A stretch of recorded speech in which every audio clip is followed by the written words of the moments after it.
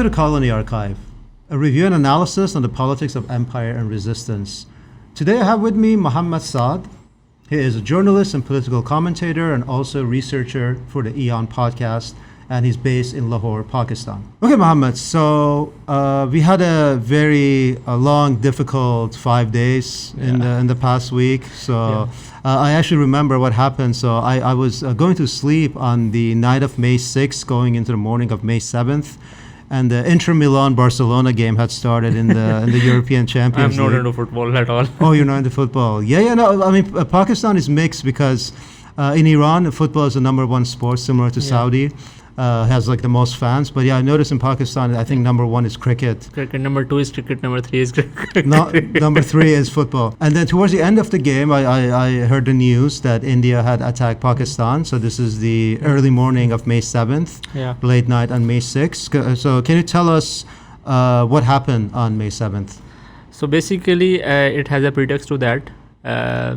On April 22nd, there was an incident in Indian-occupied Jammu and Kashmir where 26 Indian tourists were shot down by an unknown gunman, and instantly, as always, as it's been the case since past, I guess, 15 years and since the, I guess, Mumbai attacks, and even before that, we will go into the detail of that. So India instantly blamed Pakistan, and they said that they will target some facilities that they were claiming that the hideouts of some terror groups. Basically, they blamed the two groups mainly, Jaish-e-Mohammed and Lashkar-e-Taiba. So it was for a week or two, we all thought it were rumors that India might not go ahead with those attacks because Pakistan is a nuclear armed state, and if India violated the international boundary, Pakistan will have no choice but to retaliate. So, but on the 7th of May, I was kind of half asleep, and then I immediately got a call from one of the area that was hit. My ancestral home is in Bahawalpur, so they hit the area in Ahmadpur Sharkia. It's like the 10 minutes away drive from Bahawalpur. So India claimed that they have hit almost 9 terrorist hideouts in Pakistan, namely Murid Ke, Bahawalpur. Murid Ke is like 10 minutes drive from Lahore. So what was new in this whole thing, that India hit in the mainland Punjab, apart from, previously when the Pulwama thing happened, India claimed that they killed some terrorists in Balakot, but Balakot came under the jurisdiction of Azad Jammu Kashmir. We call it Azad Jammu Kashmir, they call it Pakistan occupied Kashmir. So it's a internationally disputed area. So crossing a line of control is not that big of a thing, but it is still a violation of the agreement. But crossing international boundary and targeting in the mainland Punjab, that was a huge blow to Pakistan. And then we all know how it all transpired. The next day it was drones buzzing all over our heads. We all saw in Lahore. I guess from where we are sitting right now, it was like 10 minutes away.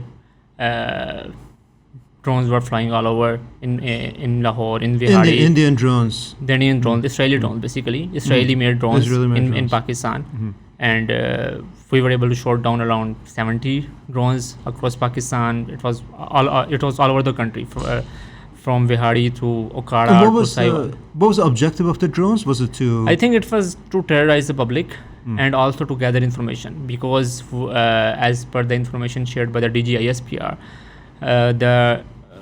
the drones were meant to see where we have hidden our air defense missile system. So that's why we couldn't hit them through air defense, because they would be able to pick up those locations. So that's why we had to engage them through guns and artillery. And then Pakistan had no choice but to escalate. And then Pakistan responded on the night of, I guess, 9th May it was. And Pakistan claimed that they have targeted 26 missiles inside the Indian mainland as well as Indian occupied Kashmir. which claimed the lives of almost 20 Indian soldiers. Pakistan claimed that we have not targeted any civilians or civilian infrastructure. On the other hand, when India targeted almost 31 people were killed and all were civilians. These were all civilian casualties, no military personnel were harmed, and all those targets were also kind of civilians, places of worship, mosques, homes, compounds, and all that. So that was kind of a main thing that happened between 7th May and 12th May. Yeah, I remember between May 7th and May 12th, or I think May 11th, I was hearing a lot of sounds coming, probably from the sky, but I couldn't see anything. Most probably they were drones. They were drones. And then people trying to shoot them, and then the army was trying to shoot them, But it wasn't military drills by Pakistan, it was actual aerial... in our side of the border, there were not any military drills. There were you were in Lahore, so you might know there were not any long blackouts. But in the Indian side of the border, when they hit on the night of 7th May, they were scared that Pakistan would hit them back. There were like drills, and then there were like cancellation of matches and all those things that happened. I see. And then, you mentioned the militant group from the perspective of India, the terrorist group, Jaish-e-Mohammed. So, can you tell us about them? What is their objective? I think the Jaish-e-Mohammed and Lashkar-e-Taiba were active in the militancy. So, I think we should go into the detail of what's wrong with this whole narrative of seeing Kashmiri resistance as terrorist. No one knows who did what on the 22nd April, because no resistance group in Kashmir have claimed the responsibility of those attacks. But we do need to keep in mind that India has been occupying the Jammu and Kashmir since 1947, and it has the military personnel of almost 5 lakh to 10 lakh. Military has been deployed. It is not. And what is 5 lakh to 10 lakh? Can you specify the number for? I think around 7 lakh, military. Then we have BSF. Then we have CRPF. So basically, the whole infrastructure. But lakh meaning 1,000. Yeah. Okay. Near to 1 million, we can safely say, and that's how they control the whole occupation. And it is not one of the most militarized zone of the world. It is the most militarized zone of the world, in the whole world. And that has been going on since 1947. People were trying different ways to kind of resist the occupation. They tried the way of political engagement. Then in 1980s, we saw the surge of different militant groups, people who took up arms against the state, because there was a massive rigging in the elections. So Jaish-e-Mohammed and Lashkar-e-Taiba, these were the groups that were active in the 1980s. Now these groups have become redundant. There is no cross-border infiltration after the LOC, the line between AJK and IOK. AJK is Azad Jammu Kashmir, and IOK is illegally occupied Kashmir. So back in the 90s, there was a lot of infiltrations that were taking place. But when the Musharraf came, he signed an agreement, and he kind of trenched the border up so hard that no infiltration to take place. And then because we all know what happened in the pretext of war on terror, that every movement of Muslims that were politically or militarily resisting any occupation, from Hamas to Kashmir, from Palestine to Kashmir, they were called as terrorists. And the only lens through which the Western media, the Western academics, the Western kind of commentators saw them was through that lens of terrorism, that they're all spreading terrorism. So all these people, all these organizations were termed as terrorists, and they were blacklisted. Their fundings were cut off by Pakistan.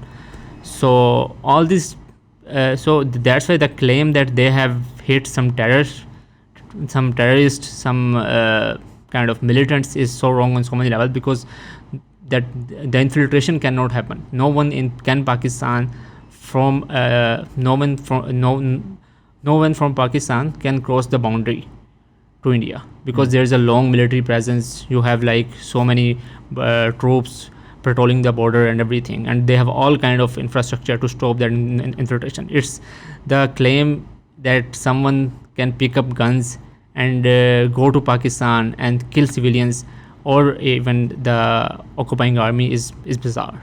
It's not a serious claim. Is it possible, I mean, from India's perspective, is it possible that the Pakistani state might be coordinating with people who are already in the India administrated Kashmir?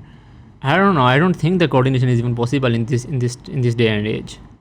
I mean, they would have some kind of evidence to show. Pakistan did offer that if you have any evidence of our involvement in that attack, you can present the evidence to America, to US, to any party that you trust. But they were not even ready to listen to any such demand. So that kind of a non-serious attitude is, that kind of a non-serious attitude did led to attacks of 7th May.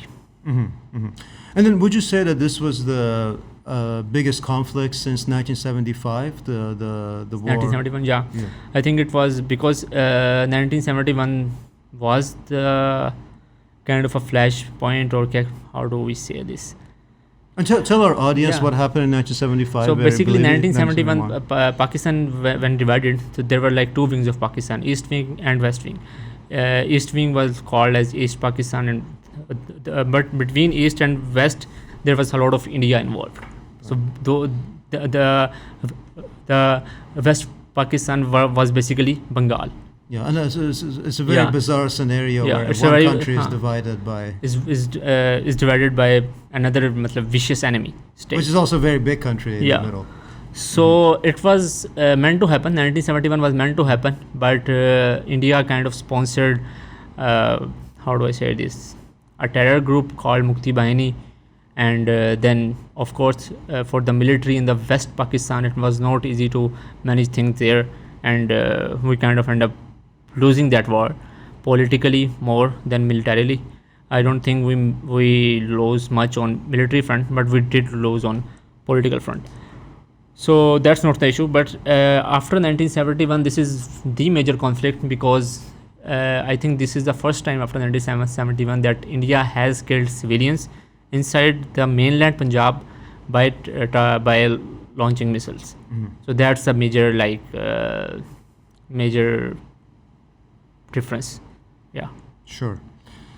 And then so you did reference this, but I'm also wondering about the conflicted narratives, because especially on social media, I was seeing, on one part was just very sad dehumanization happening on both sides. And I mean, I saw more of it on the Indian side. Although, I mean, this is very anecdotal because I'm not collecting any data about it. But just going on social media, I was seeing more dehumanization of Pakistanis by Indians as opposed to the other way around. But so there was a conflicting narratives on social media and also from the states. And so the India's claim was that, as you're saying, that, well, these are militants or terrorists that are facilitated by Pakistan, and this is the only way we can respond.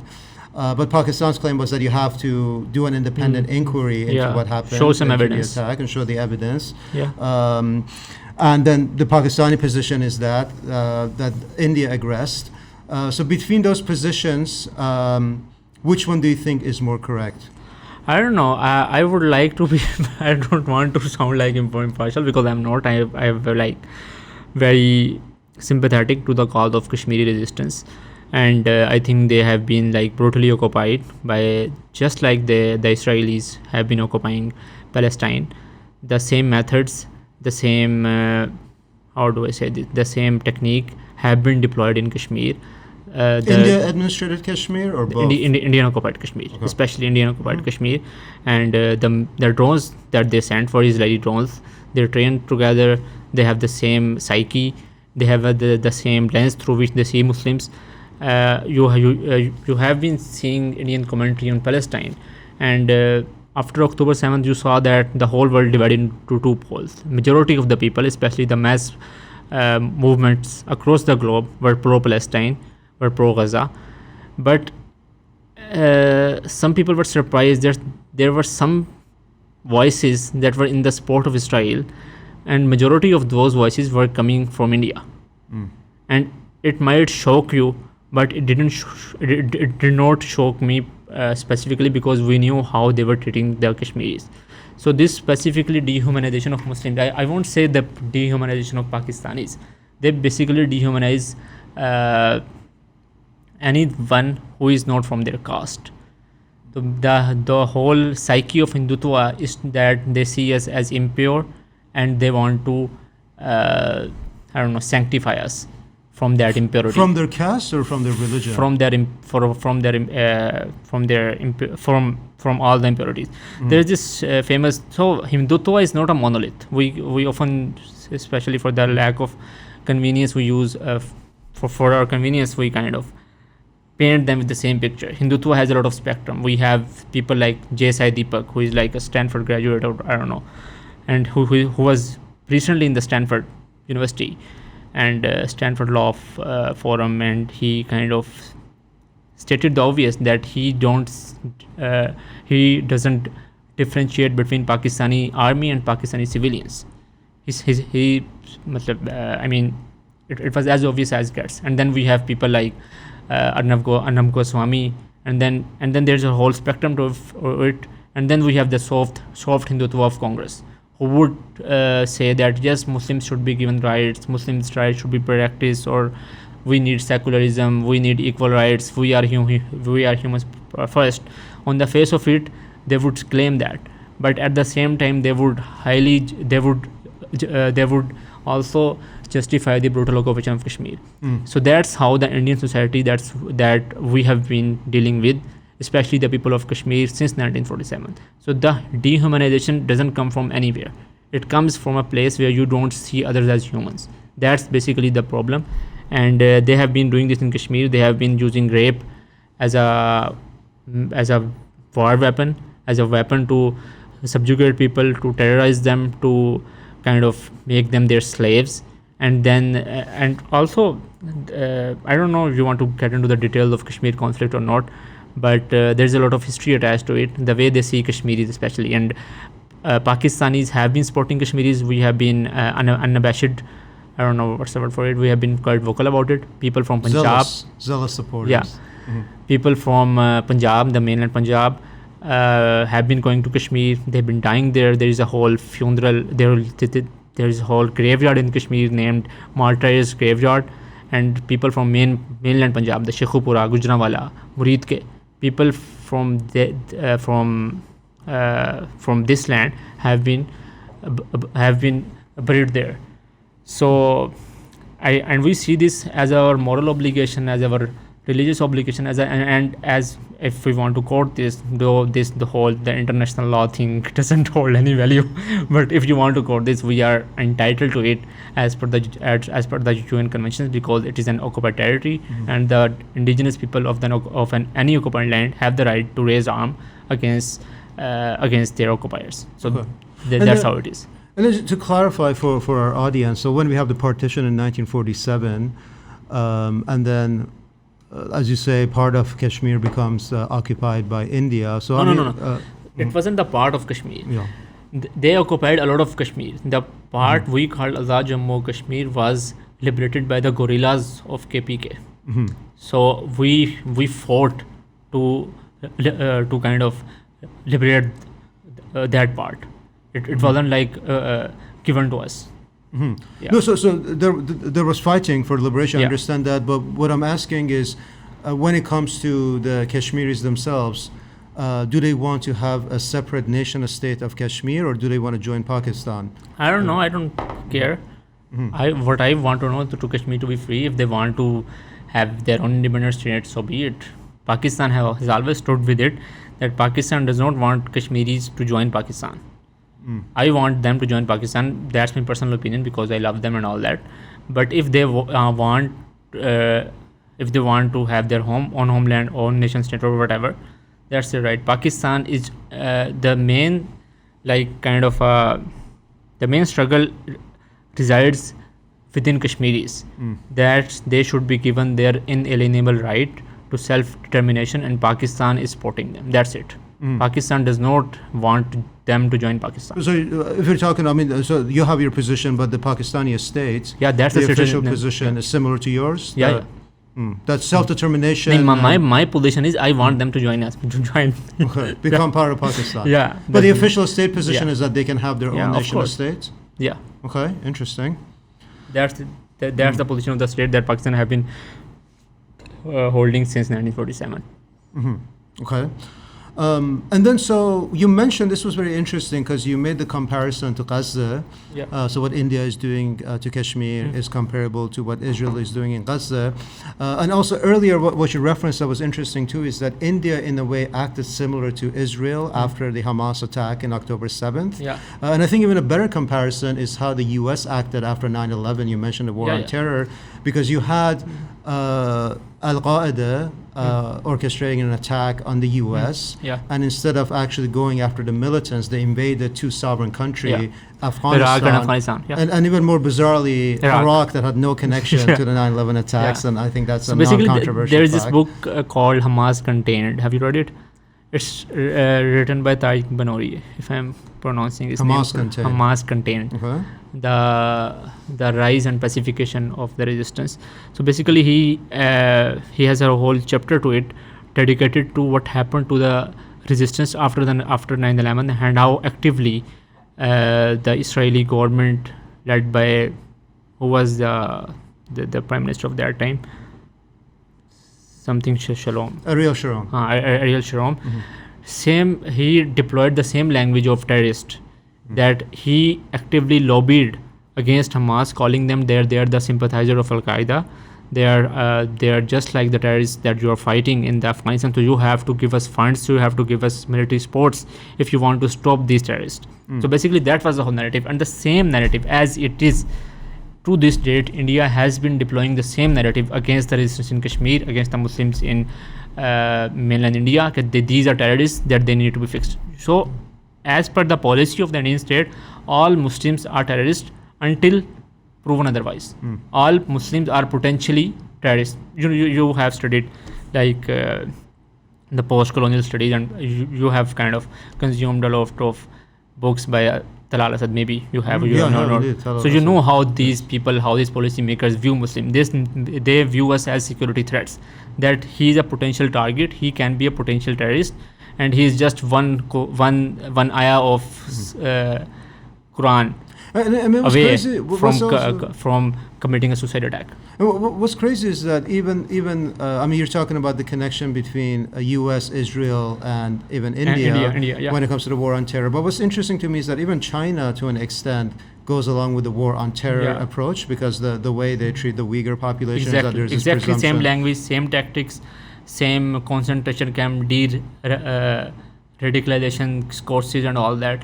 I think we don't appreciate, I'm quote unquote, how this war on terror psyche and how this war on terror industry have been kind of seeing Muslims throughout the globe, irrespective of state, of which state that is. Even the Egyptians, even the Syrians, and all that. We won't go into that, but especially the Muslims in Kashmir. There is the Muslim ideologue in India. His name is Sharjeel Imam, and he is facing anti-terror laws for delivering speech. He's been in prison for like 5 years now. He was arrested in 2020, just before COVID, for delivering a speech. So the easiest thing you can do for Muslims is to have made these laws, anti-terror laws, and you can try any Muslim in that, and you can put them in prison for like 5 years, 2 years, 3 years. There are several kind of Muslims, activists from Jammu and Kashmir that are languish in prison under such laws. And even after Pahalgam attack, they have arrested like 2,000 Kashmiris without any charges, because they can kill anyone and they can't blame them that he was terrorist, and no one would ask question, because the world has seen 9/11. Right. And so extending this question to the similarity between Gaza And Kashmir, I mean, what's interesting to me is that Palestine gets disproportionate attention relative to Kashmir. And I think partly that's justified because you have the extension of European colonialism in a way, traditional European settler colonialism. And that's seen as like a very exceptional issue in that sense because you have the extension of European settler colonialism in Palestine, even though in most other parts of the world, that style of settler colonialism has become defunct, but you still have it in Palestine, and you have basically a settler population encountering a native population.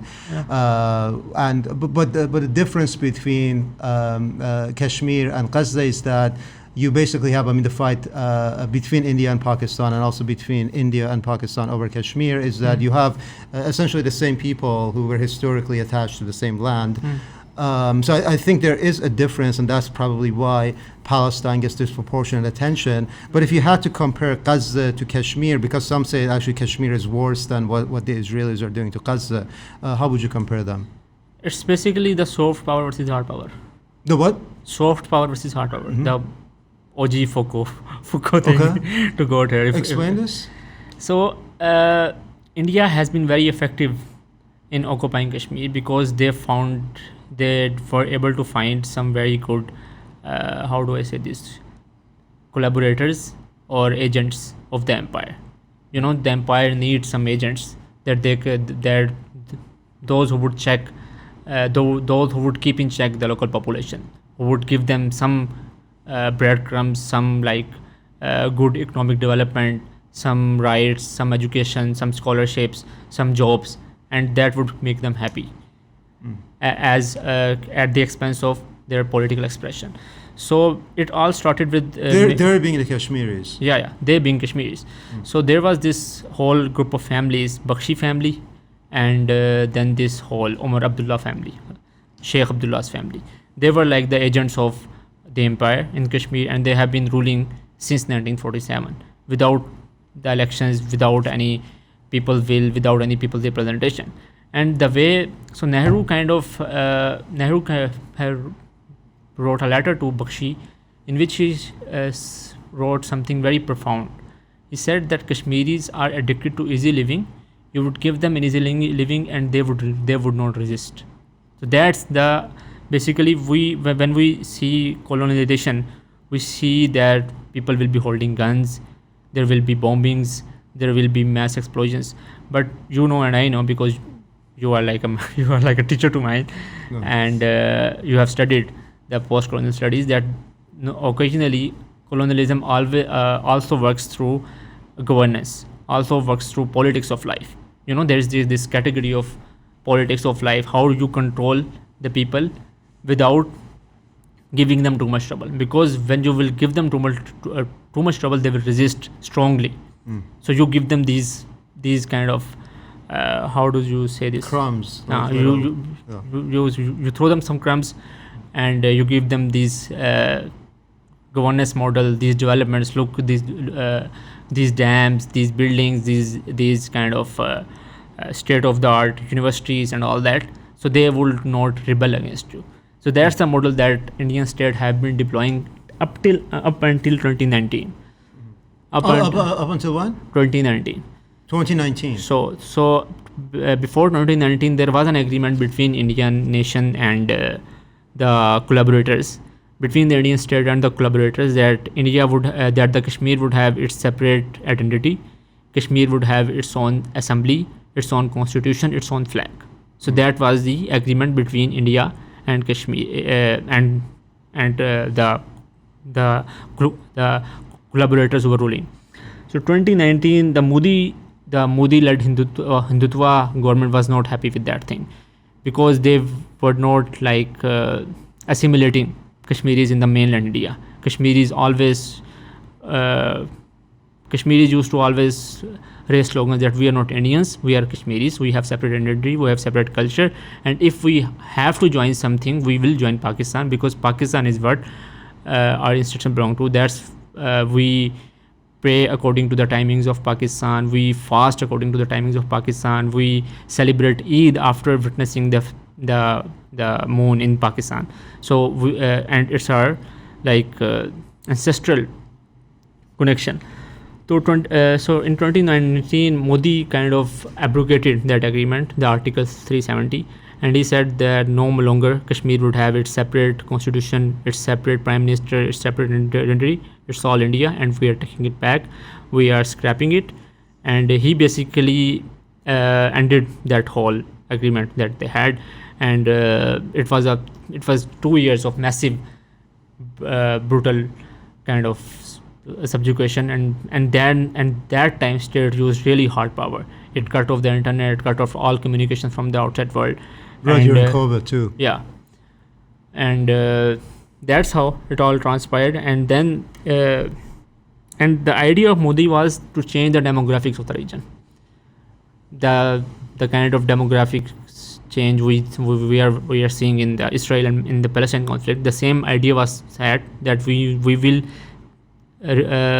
change the demographics of the region by allowing Hindus from Kashmir, Hindus from in the mainland India to buy lands in the Jammu and Kashmir, which was prohibited under the previous kind of agreement they had. So I think around 80,000 more domiciles were issued to Hindu nationals, and the Hindutva never hid for even 1 second their agenda. They were quite open.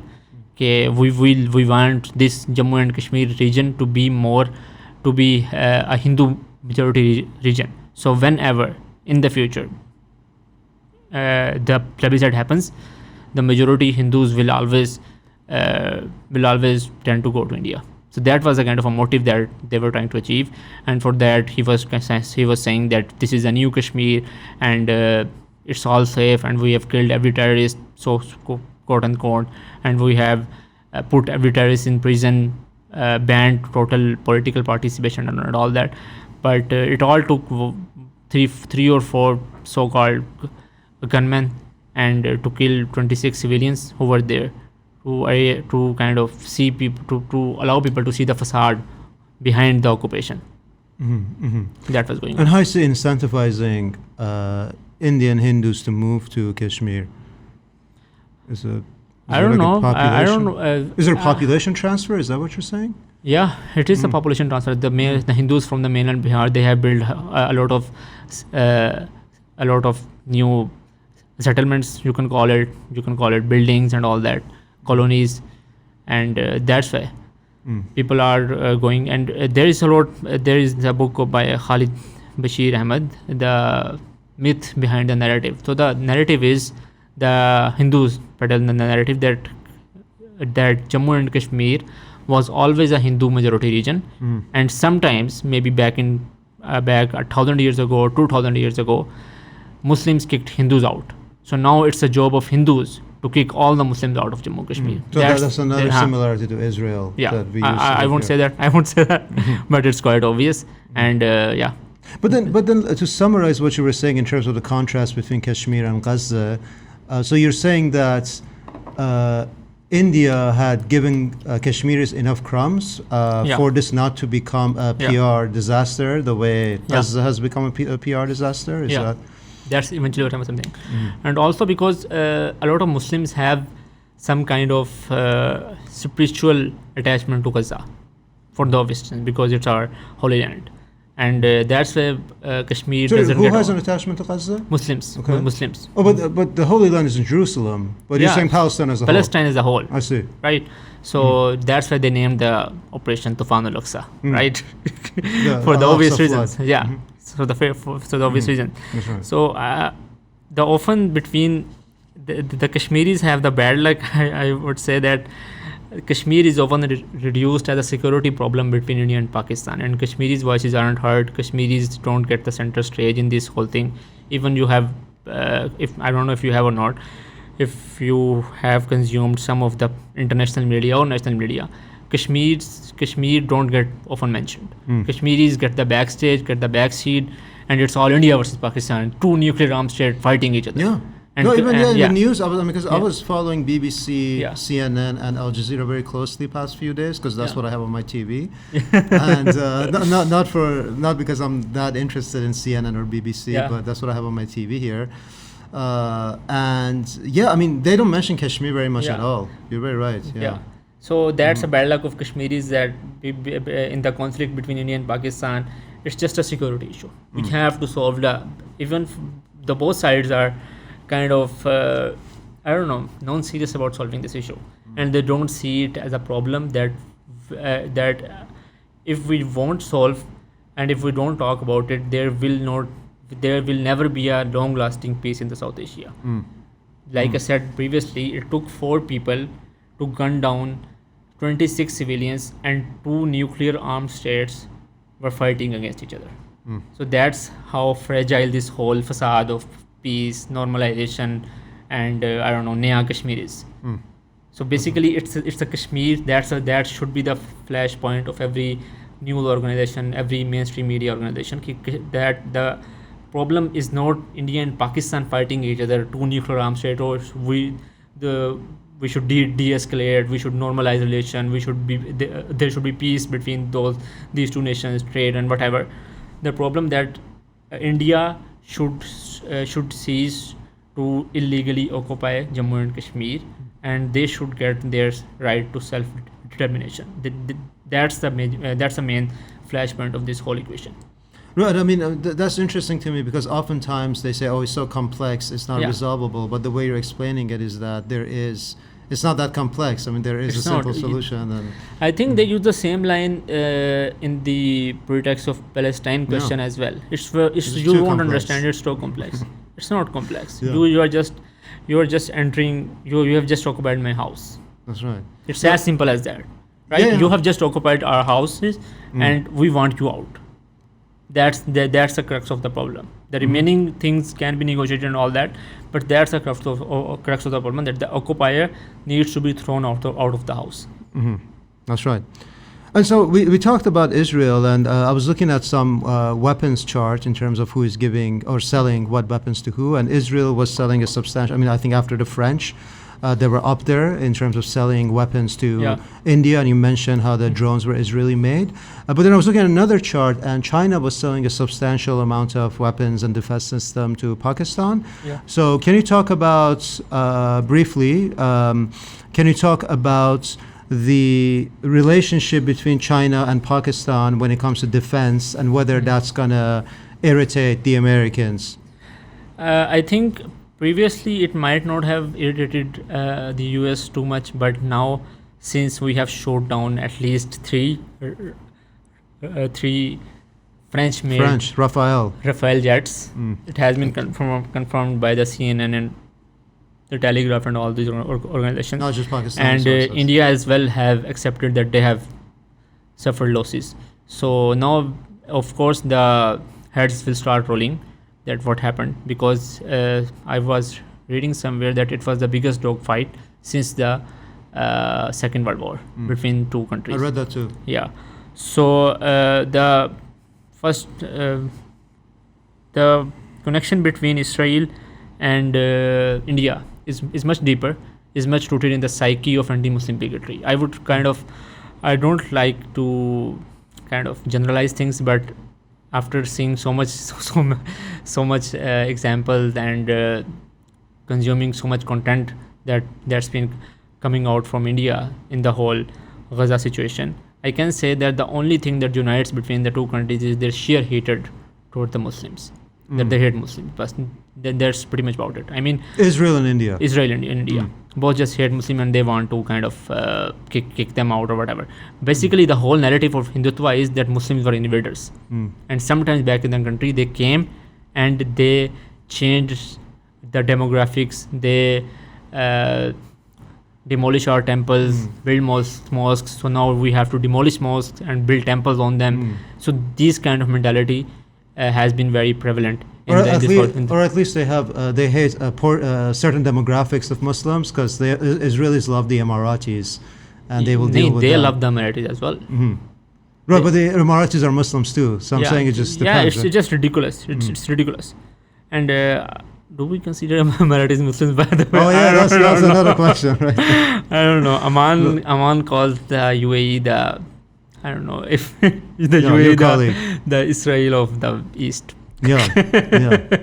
No, yeah. I mean, I think it's interesting. So I think this is always a question, because even when it came to the second Bush, there was a question in my mind that, does he hate Muslims or does he just hate some Muslims? And I mean, he even said after 9/11, when he started attacking Afghanistan and Iraq, that he's not at war with Islam or with Muslims.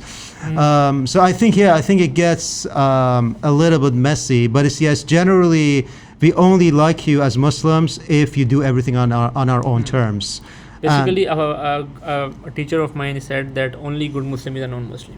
You have to let go of some certain fundamentals of your belief in order to be accepted. Yeah. So you have to do things. So you have to be that Muslim, that kind of a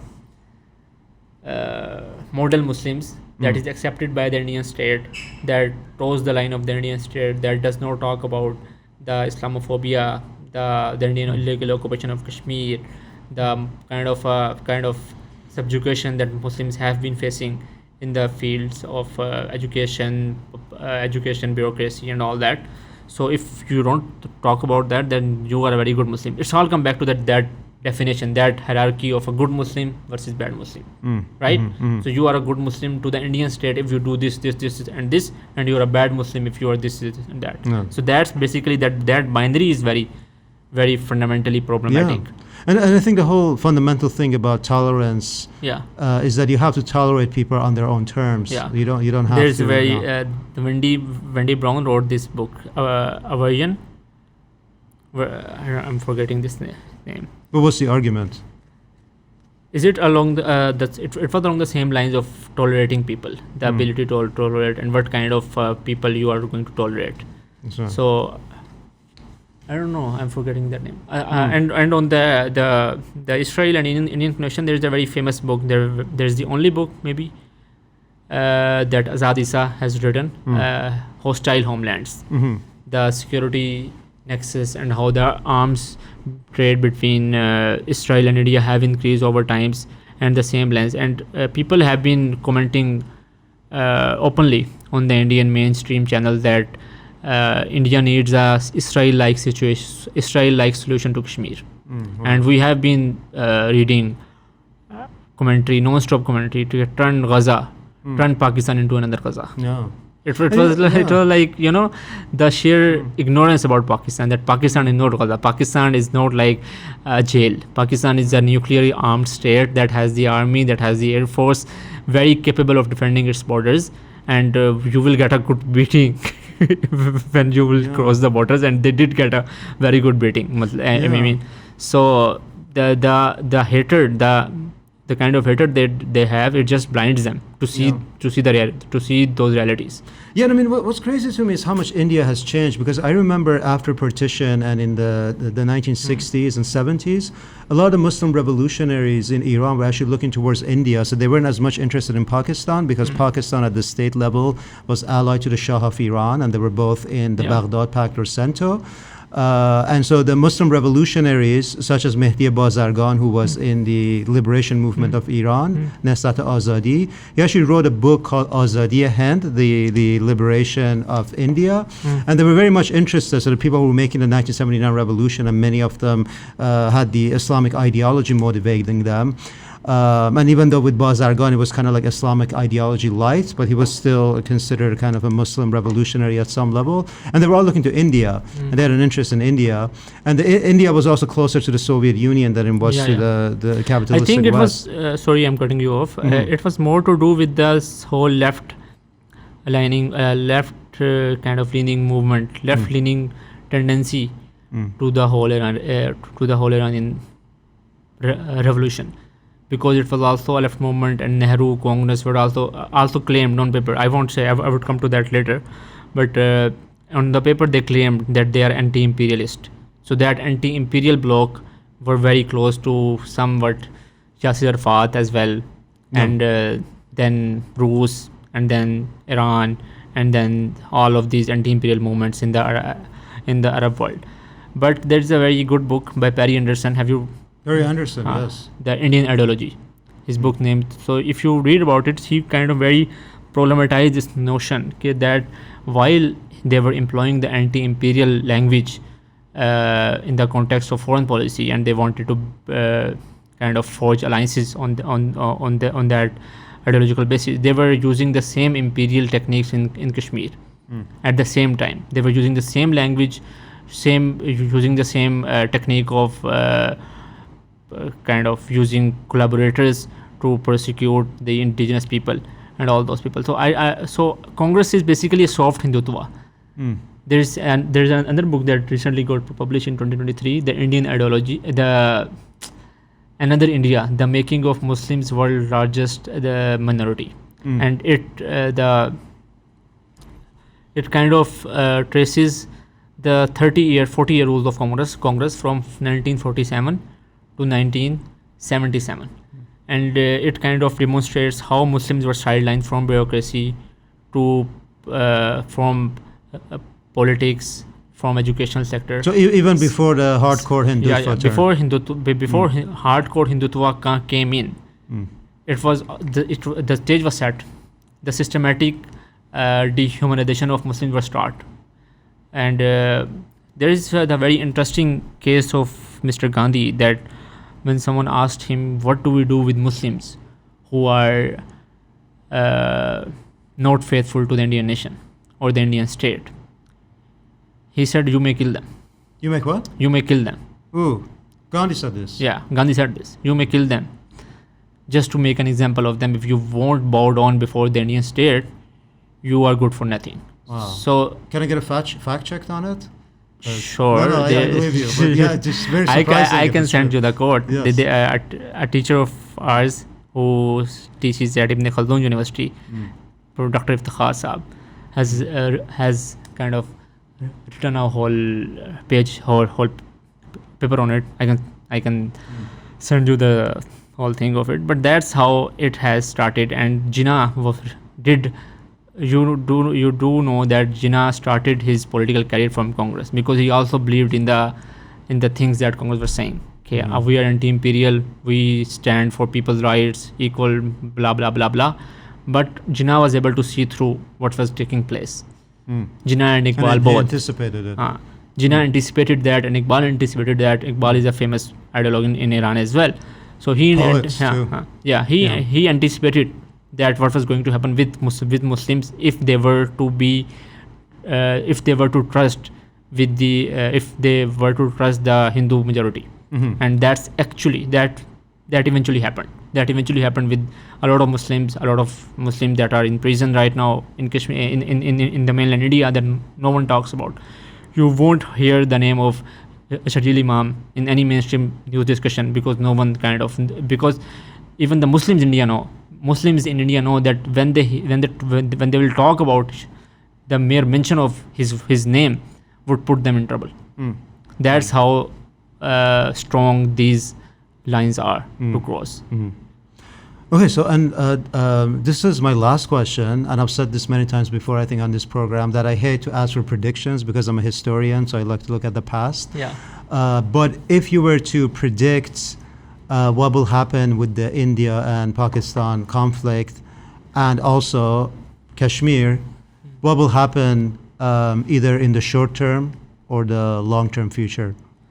I don't know. I think I do not. I'm also a student, so. Because if your prediction is wrong, it might be embarrassing, because somebody might come back and be like, that didn't age well. I'm not embarrassing to predict anything. We all are here to get embarrassed. Right, about our takes. I guess. But I would say that, so in the light of everything that happened, one thing has been established, that one pinch in Kashmir, that the equation is simple. One pinch in Kashmir and two nuclear armed states would go to war. One pinch? One pinch in Kashmir. What do you mean? What do you mean? I mean one small incident in Kashmir, okay. And two nuclear armed states would lose billions and trillions of dollars. So that's the price they will be paying unless they resolve the Kashmir issue. That's that major takeaway. And 1 year down the road, 2 years down the road, 5 years down the road, now they have reached ceasefire, which I think is very fragile ceasefire, because India has not achieved that trophy that they can show to their local audience, and they have suffered very, very heavily on the Rafale front. So I don't think the ceasefire is fragile. But if even if the ceasefire exists prolonged. So the ceasefire is fragile, but you're saying that even if it prolongs. Yeah. Okay. All it would take, it would 3 guys with guns shooting down some civilians, and again this episode will repeat, because this has been repeating. We have seen 2019 Pulwama, we have seen Uri attacks, we have seen Balakot, we have seen major attacks. So this whole, I think the occupation, wherever it may be, maybe in Israel, after killing 46,000 civilians, now That's more, yeah. that's more. Plus the missing people. 60,000 civilians, thousands buried under the rubble. Now the world has realized, that Trump has realized, that now we have to talk. And they are talking with the resistance. They have agreed to release a hostage as a goodwill gesture. So that's the end. Even after killing thousands of people, you have to talk. You have to give people their rights. You have to respect people's right of self-determination. That's what India has to realize. And all this facade of that we will be able to achieve peace, achieve normalcy, make this Kashmir into this whole utopia where only Hindu tourists will be allowed, and Muslims will be distinct from this land. This utopia will not reach, especially because we have been living in this land for thousands of years. So that's not going to happen. And I think the foreign minister of Pakistan has said this, that there will be no peace in South Asia until we resolve the Kashmir issue. Right. So that's the major takeaway from this episode. So you're saying that until the Kashmiris are granted either self-determination or a separate nation state, these kind of battles between India and Pakistan will continue. Yeah, that's what's been going on. And we have fought 45 war, 65 war, Kargil, and then 2019 thing happened, and then this thing happened. It may take 5 years, 10 years, 16 years, 20 years. It will happen. Eventually it will happen. No, but my specific point was that for you it's about self-determination. Yeah. Because say, if it's a full occupation where India just controls everything and they're like no self-determination, and somehow Pakistan will say that, okay, as long as we're not fighting each other, you can do this. You're saying that's not the issue. The issue is self-determination, and that is the road to peace. Yeah. That's the issue, because first of all, Kashmiris are divided. Kashmiris are divided between Azad Jammu and Kashmir and Indian occupied Jammu and Kashmir. And people have families, right? They do travel. They do exchange. That's right. Some things. So it's India can spend too much on making sure that no such militant attacks take place, but how fragile the states are. That's right. To such attacks, how prone states are to such attacks. These attacks are not going to stop. They did not stop in 1980s, 2000. In the early 2000, when Pakistan and India did reach to an agreement, everybody thought, though it's a new normal, Pakistan will have its part of Kashmir, India will have its Kashmir, it's all hunky and dory, everything is good, people are going, tourism is ramping up, Kashmiris are getting jobs, Kashmiris are getting scholarships, Kashmiris are assimilating in India. And then we have seen, and then in 2014 to 2018 and 19, we saw the whole resurgence of militancy. We had Burhan Wani, we had Riaz Naiko, we had Mannan Wani, people leaving their PhD jobs in India to join the ranks of militants. That's how great the impact of militancy is. So I don't know, you know more than me. You're a PhD doctor. I am just a student. So these you're also a master. No, I'm just a student. No. So these conflicts don't get resolved through power. As mighty as power there can be, these conflicts aren't gonna resolve through power, especially when people. There's a friend of mine whose both parents are in Indian prison for 29 years. In Kashmir. Wow. He is from Kashmir. The prison is in Tihar jail, India. Wow. So the resistance passed through generations. maybe one generation will not resist, the next generation, the next will, who knows. Right. Yeah. So yeah, that's the legacy that they carry.